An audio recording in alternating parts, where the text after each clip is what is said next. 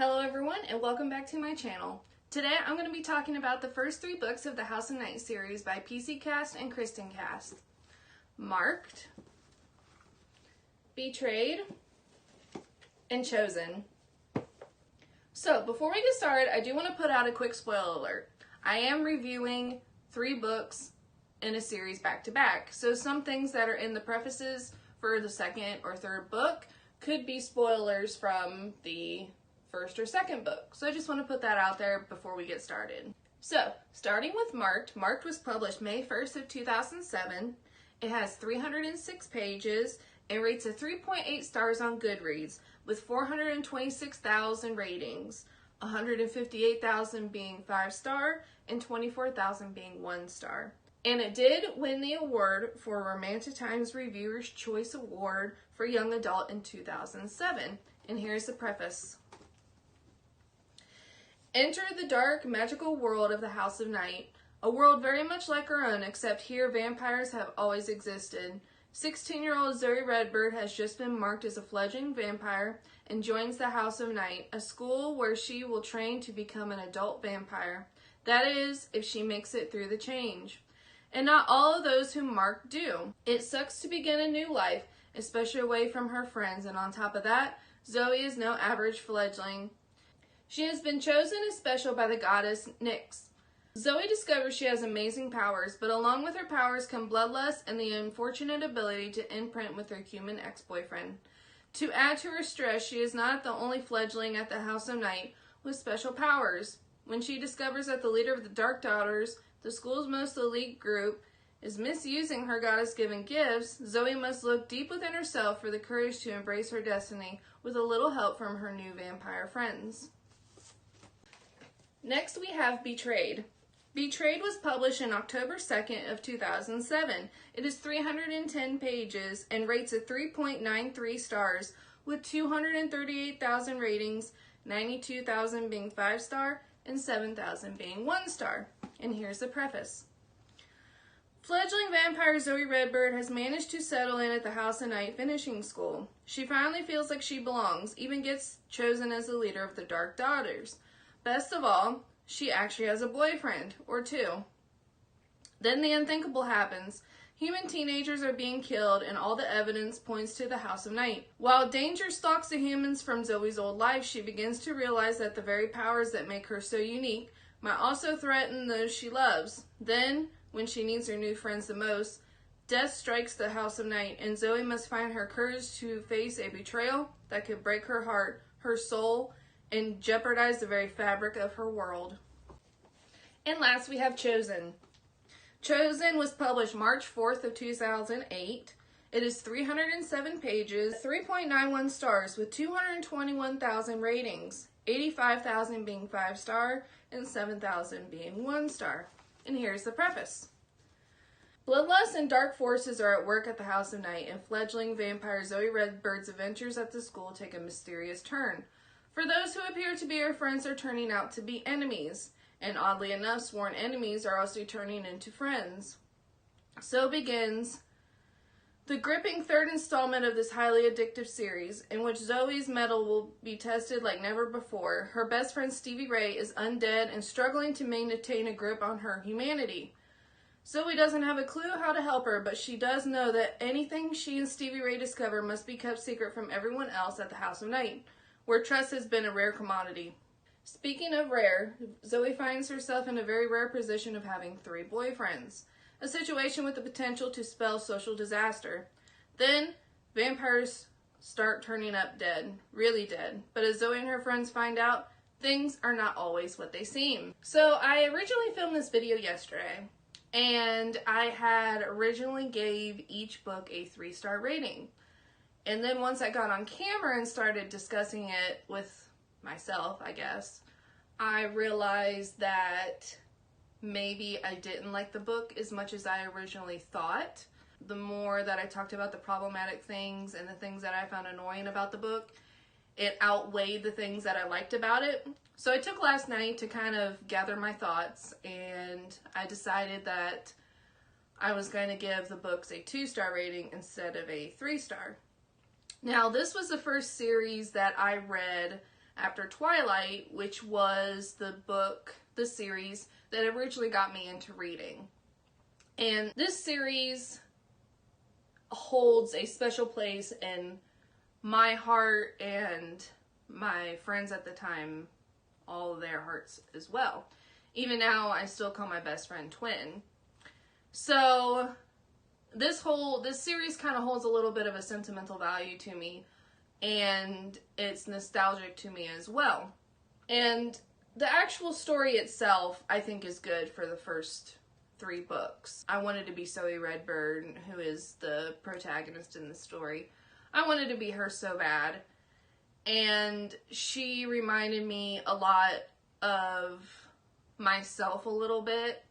And my friends reminded me of her friends. And the antagonist that's mostly in the first couple books, Aphrodite. We had several of those at our school. So the book related a lot to me. And the way it's written as well, if I would have wrote a book at 16, this is probably similar to what I would have written at the time. It has a lot of pop culture references in it, which I would have done at the time and things like that. A lot of people on Goodreads that didn't give it a very good review said that, you know, P.C. Cast and Kristin Cast don't know how teenagers talk and anything. I don't know about everybody else, but the way Zoe and her friends talked was a lot how me and my friends talked to each other. So that's one thing that we related so much to this story back in those days. Now, as an adult, I have found a lot more problematic things and things that I found annoying than I did back then. First off being the homophobic stereotypes. Now, Damien is one of Zoe's best friends, and he is gay. And when Zoe describes him, talks about him, in any of the 3 books, not just the first one, but any of the 3 books, she always, his whole entire being seems to be centered around the fact that he's a homosexual. He's a very stereotypical gay boy.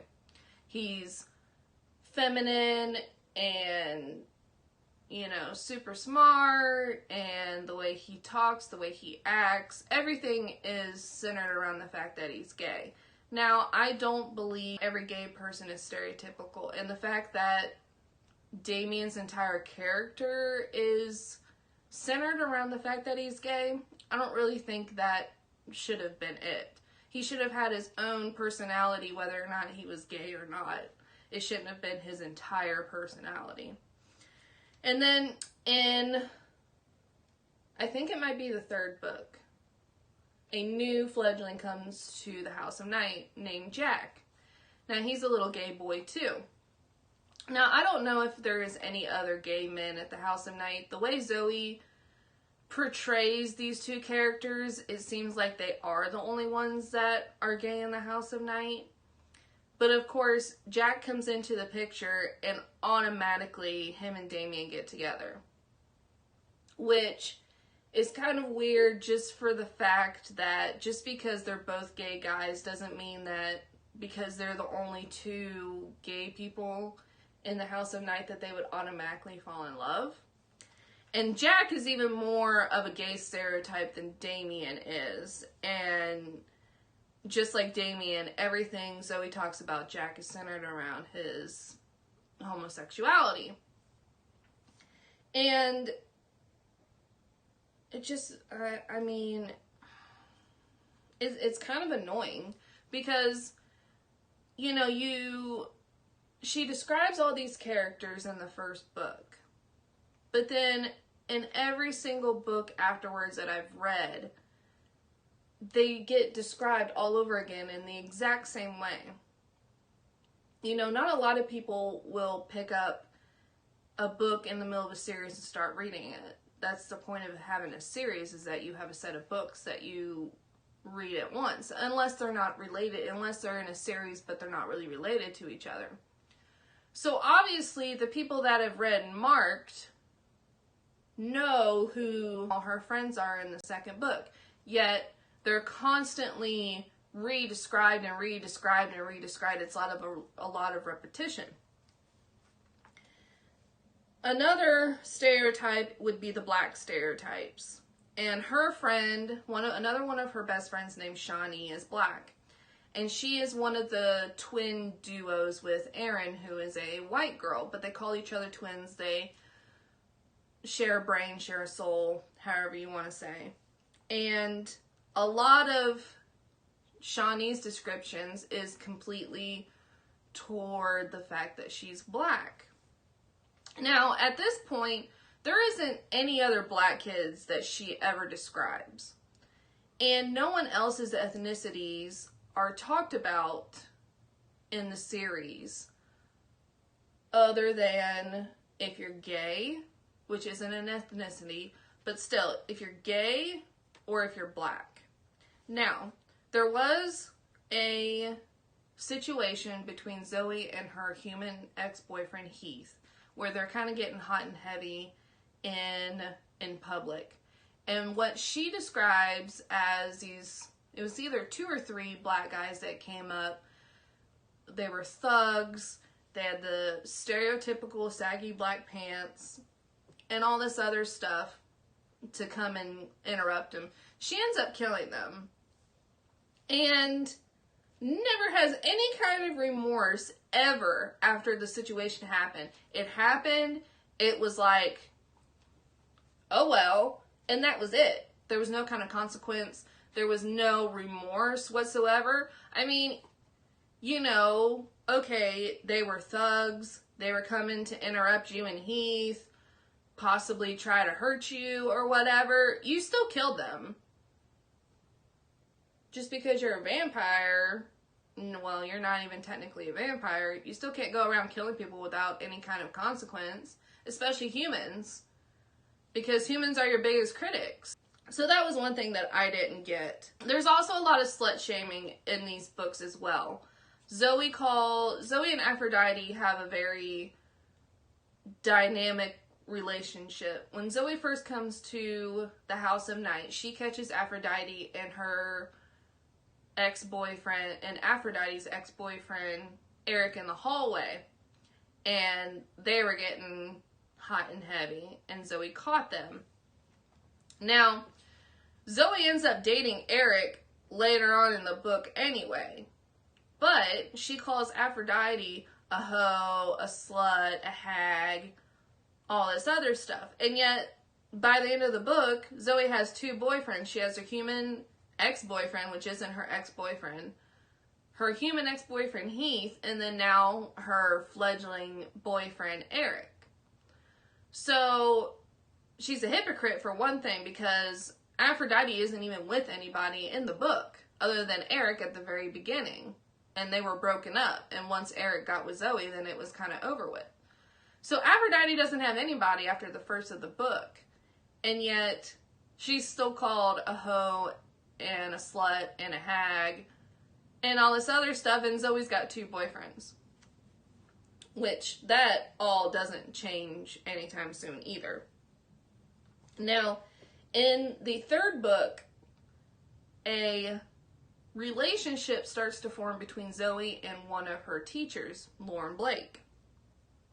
And so that's her 3rd boyfriend now. And I think it's totally inappropriate. Now, she describes Lauren as a newly changed vampire. So, in my mind, they're marked right around the age of 16. They have about 4 years of, their school before they change into vampires. So, my thinking is he's maybe 20, 21. And the age difference doesn't bother me. Me and my husband are 5 years apart, and the age difference doesn't bother me. The fact that he has come to the House of Night as a teacher to the students, which she is a student, that there is a specific bond between students and teachers, and that there's a boundary there that should not be crossed. If you want to go off after you graduate and get with your teacher back in high school, that's one thing. But being a student and having a teacher that you have feelings for and actually act out on it, as much as you quote unquote don't want to, you still act out on it, that's a whole nother thing. It's inappropriate. It's out of bounds. I mean, I know she's a stupid 16-year-old, well, she's 17 at the time. She's a stupid 17-year-old girl, so it's inappropriate for him as well, because then he could be considered a groomer. But that whole situation doesn't fly with me either. And then that goes into the love triangles, love squares, whatever Zoe gets herself into. Now, in Vampire Society in these books, when fledglings become vampires, they can have anything from a human consort, which they are romantically involved in at least a little bit while they're feeding. They could have a vampire mate, and then high priestesses can have a warrior that is bound to them as well. So there is a certain level of promiscuous activity that can go on with vampires, but I feel like when you're a fledgling, Zoe's age. Also, combined with the fact that none of her boyfriends are okay with each other. You know, that would be one thing if they were all accepting of each other, but the fact that they are mad at Zoe for having extra boyfriends, and yet they put up with it, whatever, that shouldn't be okay with Zoe. You know, it'd be one thing if they all agreed and they all shared Zoe equally, but the fact that they don't agree with each other, they don't like each other, they constantly fight and, get all testosterone-y toward each other and all that stuff, she should realize that and be grown up enough to end a relationship. So far, the actual story itself is good. I like the idea of where they're going with it. I do, for the most part, like the characters. But like I said, there are some problematic things in these books. And some people would probably blame the time period since it was 13 years ago. But just because it was 13 years ago doesn't mean it's okay. And at this point, I'm reading book 9. And at this point, I think the thing that is primarily moving me forward with reading the books is just blatant curiosity on how it ends. I've devoted a couple months to reading all these books so far, and I'm 9 books deep. I want to know how it ends. So that's pretty much one thing that's propelling me forward as much as it is. So I think that's about all I have for today. Tomorrow I'm going to be doing the next 3 set of books, and I will see you guys then. So I'll see you tomorrow. Bye.